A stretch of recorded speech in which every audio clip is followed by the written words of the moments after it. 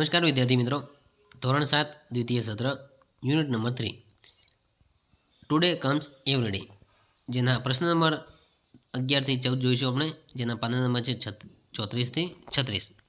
મિત્રો, આગળના 1 થી 10 પ્રશ્ન આગળનો વિડીયોમાં મૂકેલા છે.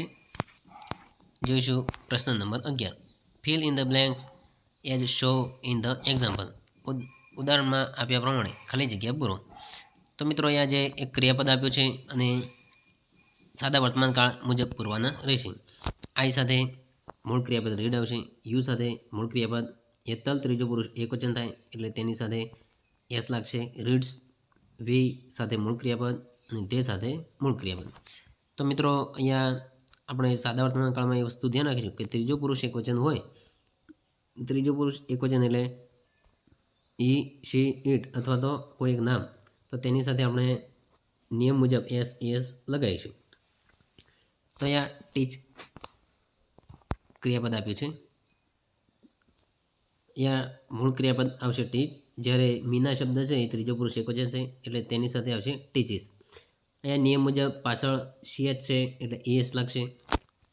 નંબર 2 જોઈશું. રાઇટ ક્રિયાપદ આપ્યું છે, તો બધા સાથે રાઇટનું મૂળ ક્રિયાપદ રાઇટ આવશે. જ્યારે હેમાંગ એ ત્રીજો પુરુષ એકવચન છે તો તેને એસ લાગશે, રાઇટ્સ. નંબર 3 ડ્રિંક એટલે મૂળ ક્રિયાપદ ડ્રિંક આવશે. જ્યારે શીતલ અને ધ કેટ એ ત્રીજો પુરુષ એકવચન છે એટલે તેમની સાથે એસ લાગશે. Sheetal drinks milk, the cat drinks milk. Number 4 clean ક્રિયાપદ આપેલું છે. આઈ સાથે ક્લીન, યુ સાથે ક્લીન. રાજ એ ત્રીજો પુરુષ એકવચન છે એટલે ક્લીન્સ એસ લાગશે. વી સાથે મૂળ ક્રિયાપદ, તે સાથે મૂળ ક્રિયાપદ. 5 નંબર આપ્યું છે ઓપન, તો આઈ સાથે મૂળ ક્રિયાપદ, યુ સાથે મૂળ ક્રિયાપદ. હેતા એ નામ છે એટલે તેને એસ લાગશે, ઓપન્સ. વી સાથે મૂળ ક્રિયાપદ અને તે સાથે મૂળ ક્રિયાપદ.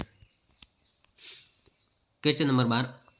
The work of a teacher, a doctor and a postman is mix up.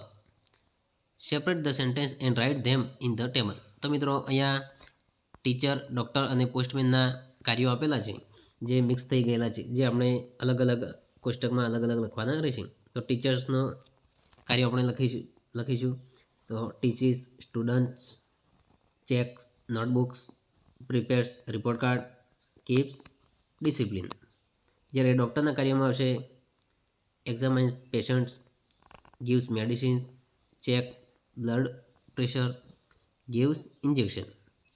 પોસ્ટમેનના કાર્યમાં આવશે bring money order, delivers letters, collects letters, sorts letters. તો આ રીતે આપણે અલગ લખીશું. Question number 13. Write 10 sentences about recess time in school. તમારી સ્કૂલમાં રિસેસ સમયના 10 વાક્યો લખો.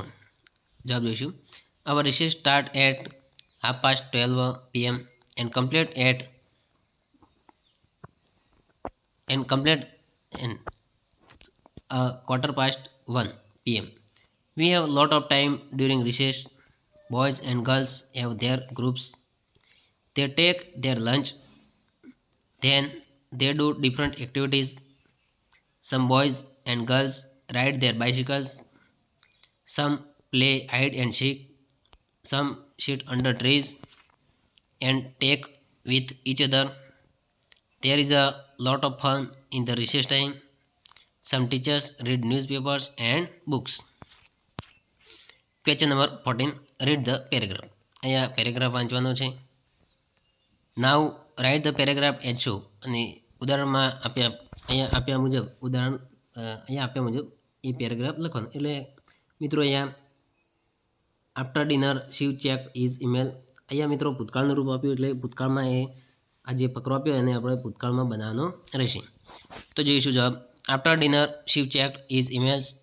હી also wrote a blog about his day. Shankar did not take interest in that. He sat near him. Shankar was like a living encyclopedia. He was always ready with all the information. તો મિત્રો, આ તો પ્રશ્ન number 11 થી 14નું solution. Thank you.